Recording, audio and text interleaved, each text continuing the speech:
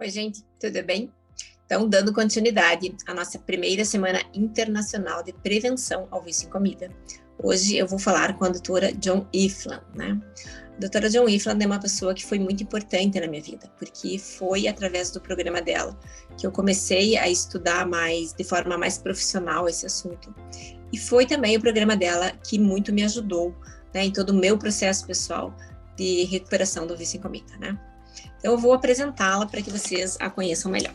A doutora Joan Ifland, ela é a CEO da empresa Food Addiction Training, né? Que é essa empresa que provê não apenas esse suporte online para as pessoas que queiram parar de comer açúcar, como também para as pessoas que queiram aprender a começar a trabalhar nesse campo, né? Então, ela tem esse treinamento para as pessoas que queiram começar a trabalhar nesse campo. As credenciais dela, a doutora Joan Ifland tem um MBA pela Universidade de Stanford, nos Estados Unidos, e ela tem um PhD no campo de estudos interdisciplinares com especialização em Addictive Nutrition pela Universidade de Union Institute and University. Ela é autora, ela tem também, uma coisa muito interessante, ela tem a primeira cadeira no American College of Nutrition dedicada ao vício em comida. Então, a doutora, isso eu acho uma coisa super interessante, né? Porque o Instituto Americano, o Colégio Americano de Nutrição, tem essa cadeira dedicada ao vício em comida. A doutora Joan Ifland é também autora desse livro, que chama Processed Food Addiction. Esse livro da doutora Joan Ifland, gente, ele é um textbook, é um livro científico, né? Então, ele não é um livro para a gente ler da primeira à última folha, mas é um livro de pesquisa. Este livro, para ela escrever este livro, ela e a equipe dela, então, eles tiveram acesso a mais de 8.000 pesquisas, né, científicas sobre esse tema, e nesses livros aqui estão compiladas mais de 2.000 pesquisas científicas sobre o tema. O tema da nossa entrevista hoje é a comida processada e a saúde mental, né? Então, é o link, principalmente em crianças, porque o foco dessa semana é mais para crianças, mas, óbvio, se estende a todas as pessoas, o link que existe entre o consumo de comida processada e a saúde mental. Bom, então aproveitem e divirtam-se, gente. Hi, thank you so much, Dr. Joan, to be here with us. It's a huge pleasure for all of us from Brazil have the opportunity to hear from you. You know, I have written down some questions and I'm gonna ask you so we can explain for all the Brazilian community the link between processed food and mental health. Yes, great. And thank you so much for inviting me. Oh, it's a pleasure. My first question.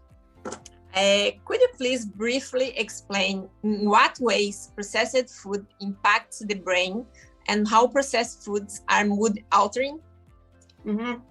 So processed foods are drugs. They're addictive drugs. The tobacco industry moved into processed foods in the mid-1980s. The tobacco industry bought Kraft, Nabisco, and General Foods in 3 years. And all you have to do to understand the situation is ask yourself, why? Why would people who make their money from addictions move into processed foods? And you just see what happened to us. The whole scenario is that we have been addicted. So how did they do it? They hid sugar, fat, salt. They vastly increased the amount of sugar, fat, salt in their products. And they hid it. You couldn't see it. So here we are buying all these processed food products and unable to tell that we are becoming addicted.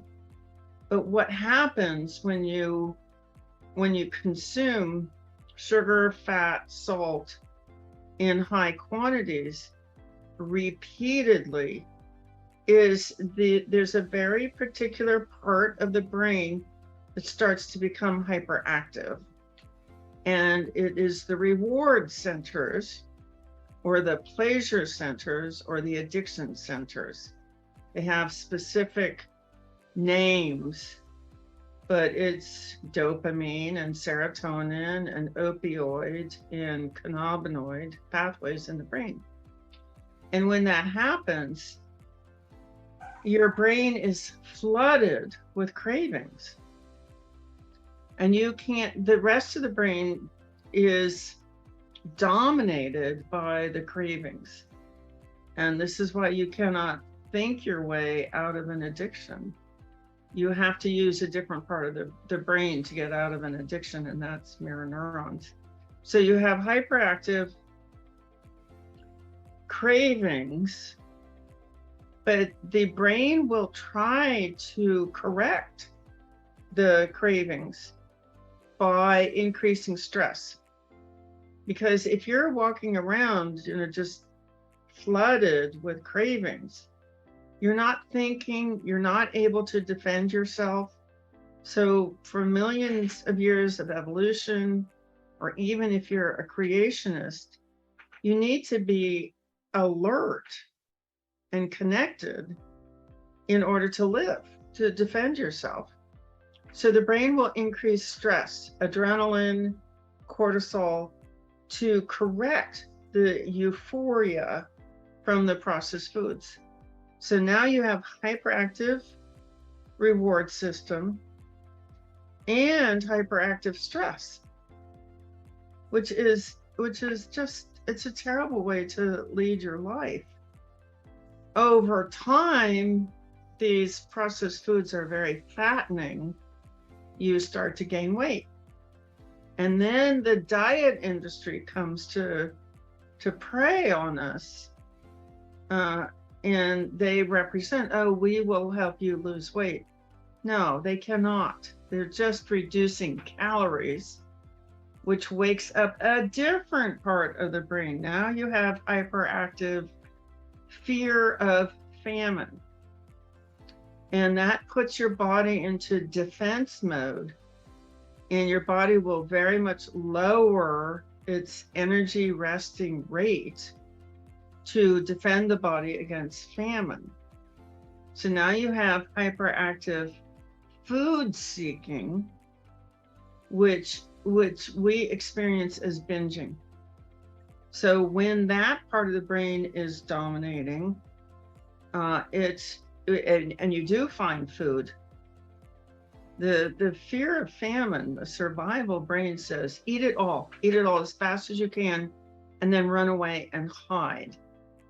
Because while you're eating it, you don't want your tribe members to see you eating it. And the animals of prey, as you sit still, the animals of prey are finding you, they're starving too. And so you need to run away as soon as you finish eating whatever food is there, so that you're not caught. That's binge eating. Yes, it's a brain problem. No, you always make a mistake thinking about like a weight problem, but actually it's a brain problem. Yes. And secondly, I would like to ask you, Dr. Joan, you have mentioned in your textbook, Processed Food Addiction, and your workshops as well, that the processed food industry strongly targets children in its marketing and advertisement. Could you please share with us your discoveries in why the processed food industry targets children so intensively? It's because the younger you addict a child, the more addicted they will be for their entire life. So if you can addict children, that means that every brain cell that develops in that brain is developing in an addicted brain. The whole brain now is addicted. So what happens is, because of these hyperactive centers, the reward center, the stress center, fear, famine, food seeking, they are using up the brain's blood supply. And there's no blood left for the frontal lobe. This is a little tiny part of the brain, but it's our braking system, and that's why people cannot stop. So if you can addict children, and you can prevent blood flow from going to their frontal lobes, they will never be able to stop. because the stopping mechanism, the rational part of the brain is no, the part that says, no, that is hurting me. That's a rational thought. That part of the brain is not getting blood supply. It's cognitive deficits or cognitive impairment. Yes. Yeah. Could you please how I believe it is Nabisco or other company, they improve a lot of the advertisements in Saturday mornings. Could you mention something about this, just to explain how they make all the children addictive to processed food? Yes, this is very hard to hear. You see how deliberate their efforts were. So when tobacco came into processed foods, there were already one other tobacco company marketing sugar, addicting children to sugar. And that was through a product called Hawaiian Punch.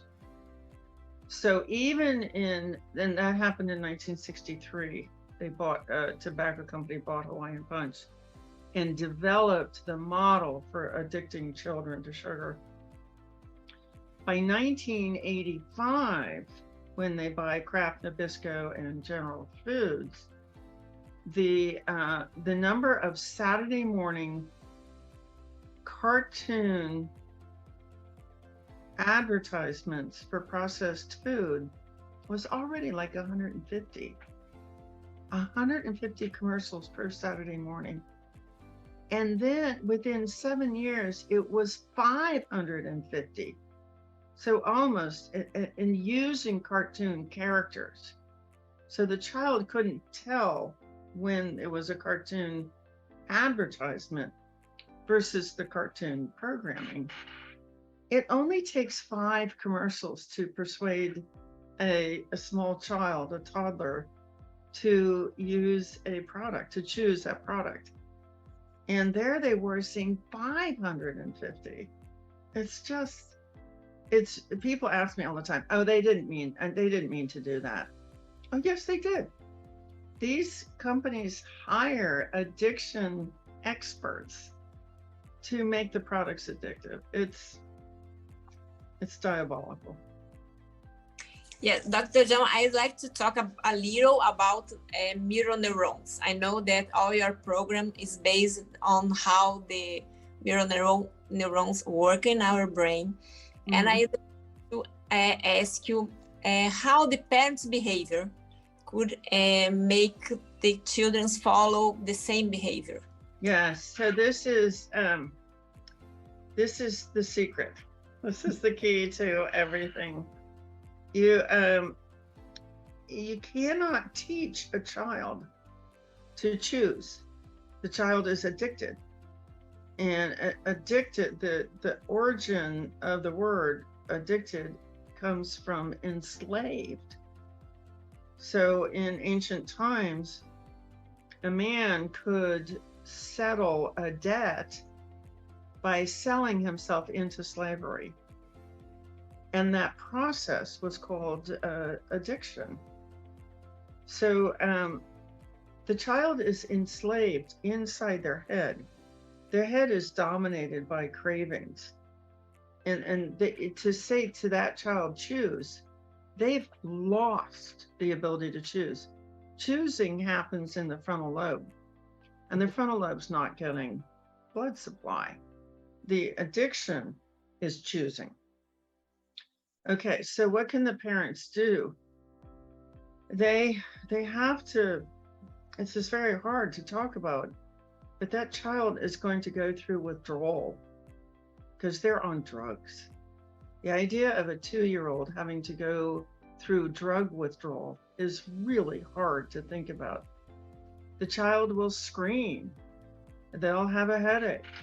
They'll be furious. They will say horrible things to the parents. I hate you. They're in withdrawal. And the parent, that's the first thing to get ready for, to prepare for, is I'm going to have to watch my children go through withdrawal. So what the parent does is they gradually get the processed foods out of the house. And they just don't buy them anymore. You know, when that box of cereal is gone, that's it. We're not buying any more cereal. And learn what foods to replace it with.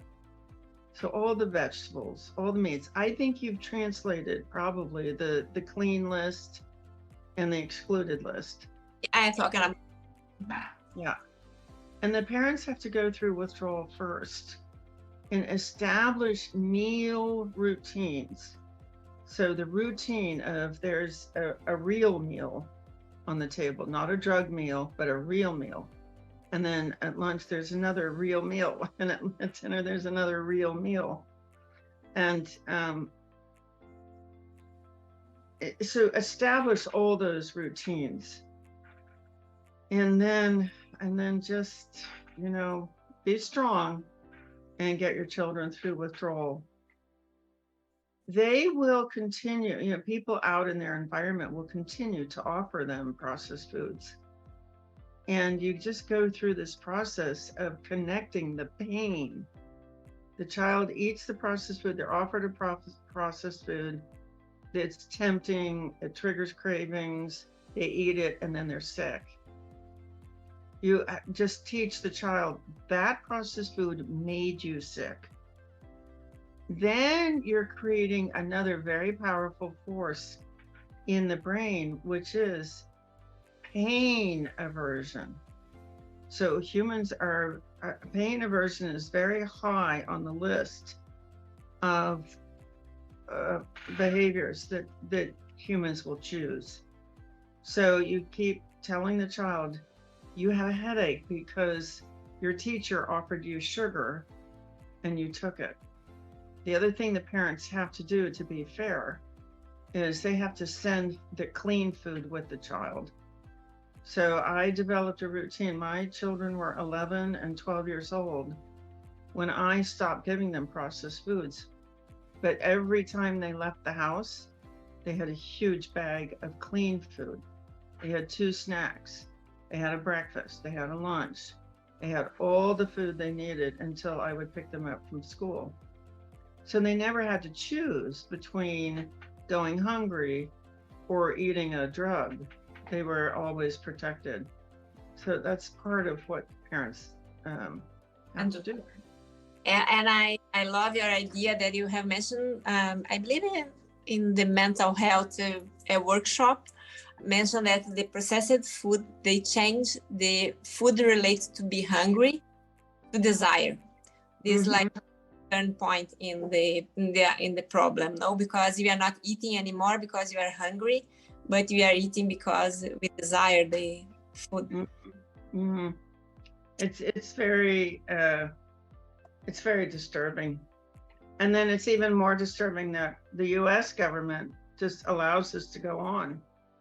In some governments in South America, they're putting warning labels on the products, and that works. Like Chile has a really good program for warning labels on the products. Yeah. Dr. Joan, could you mention some relation between food addiction and screen addiction?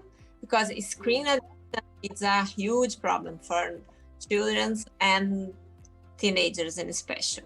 And for now, you can see young people having access to screen, like maybe 1 year old, they are watching something in the screen. Do you think there's something between food addiction and screen addiction? Yes. So the parents are eating processed foods and they're tired. Processed foods make you tired.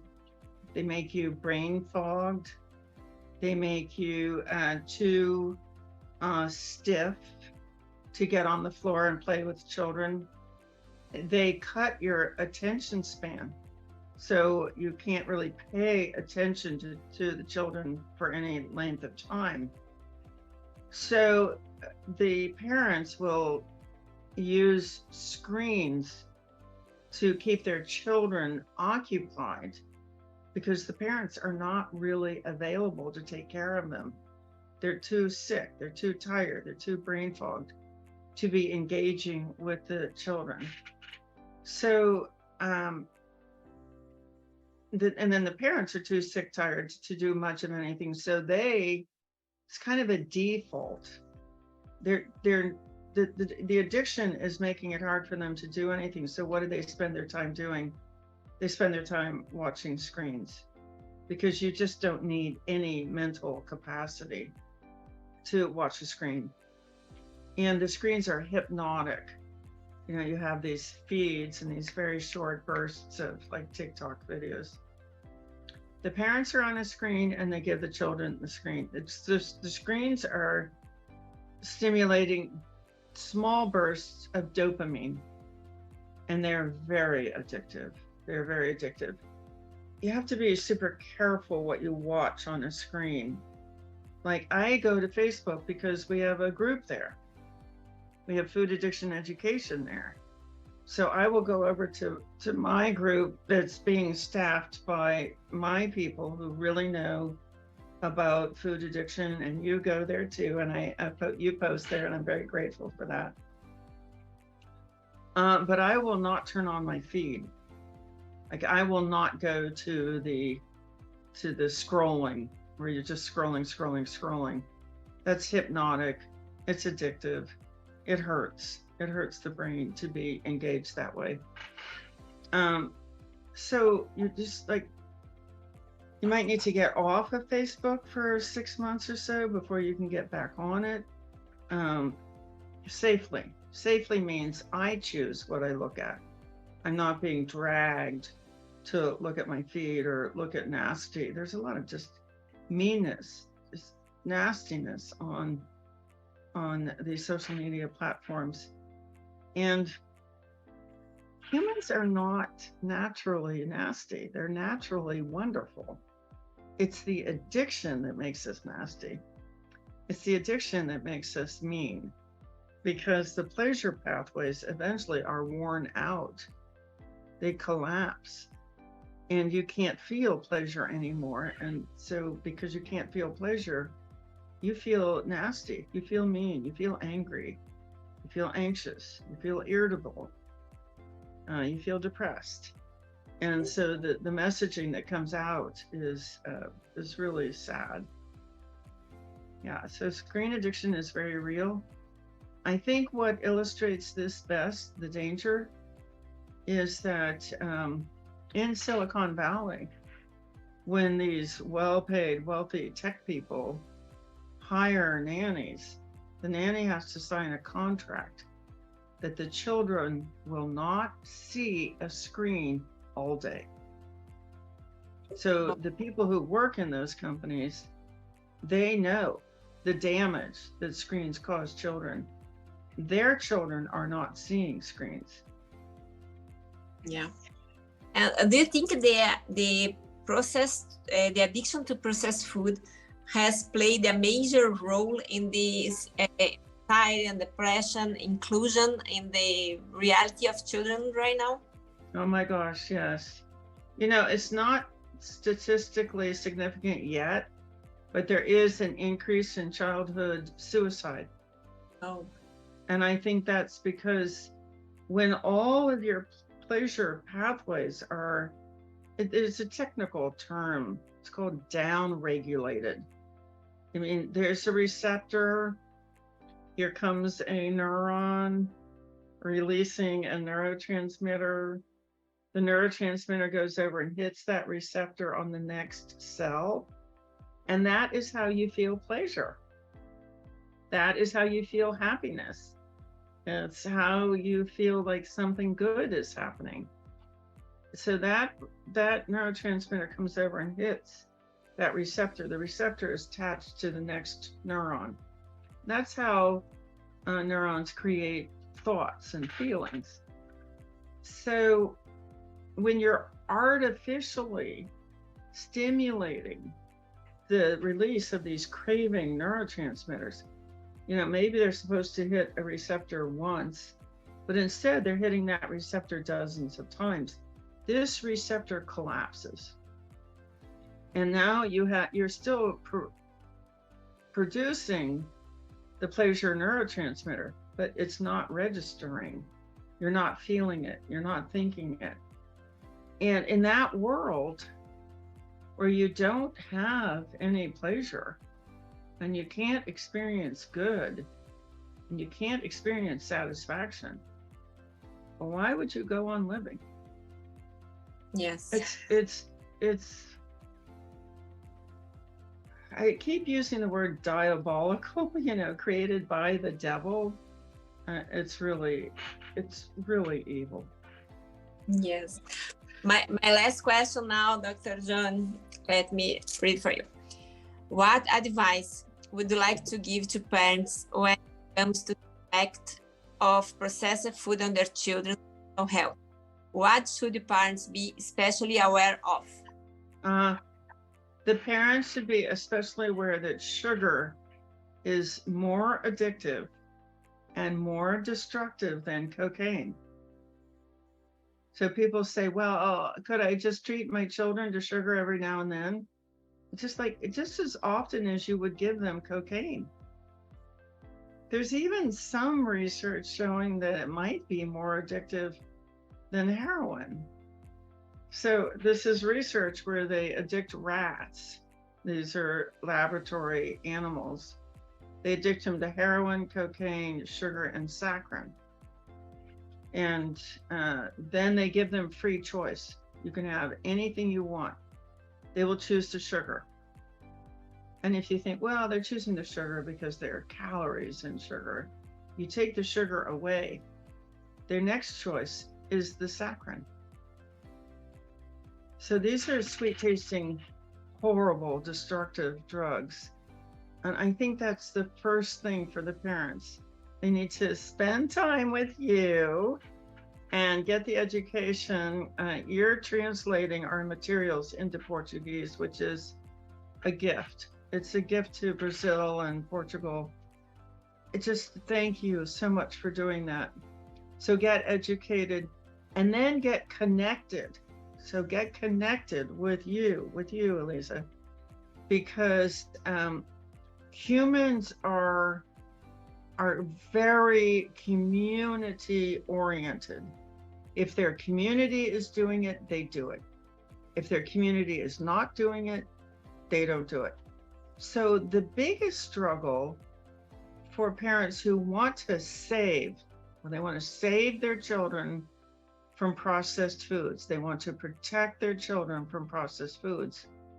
The biggest struggle is that the parent feels alone.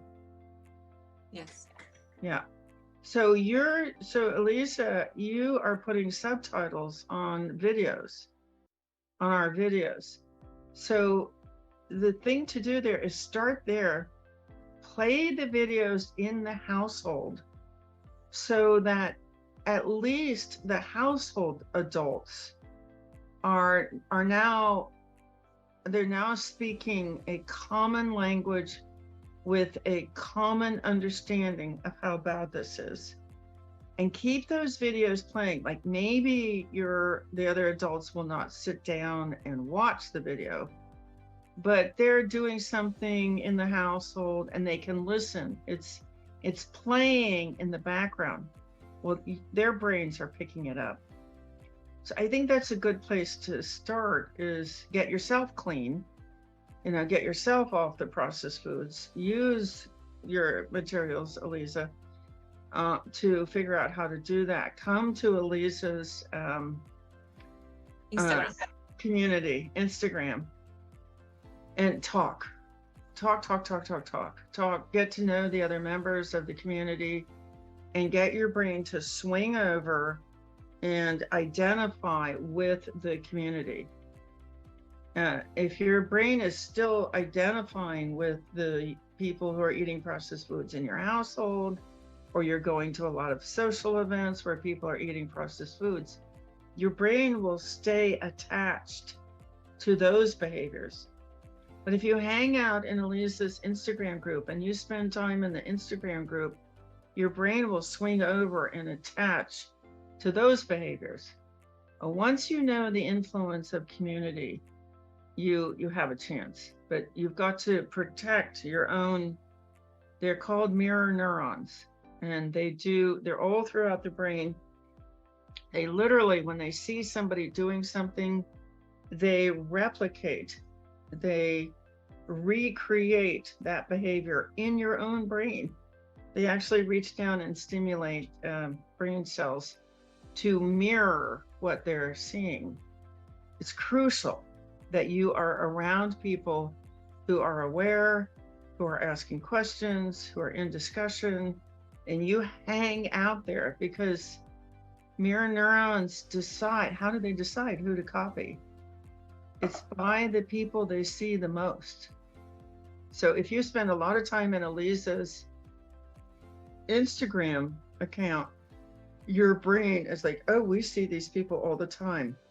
And what do? Okay, we're going to copy that. We're going to copy that into our brains.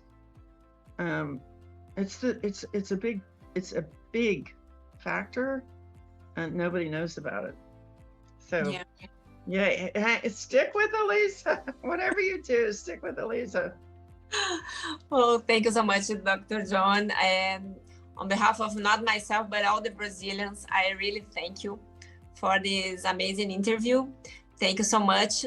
And I as I told you, we are planting a seed. No, you have time to all these changes in our concept about food and processed food, and even for addiction. No, yes. But anyhow, thank you so much. Thank you, Elisa. Thank you. You are saving lives out there. Hope so. Actually, I hope save someone's life. Thanks so much, Dr. All right. Take care. Thank you. Bye.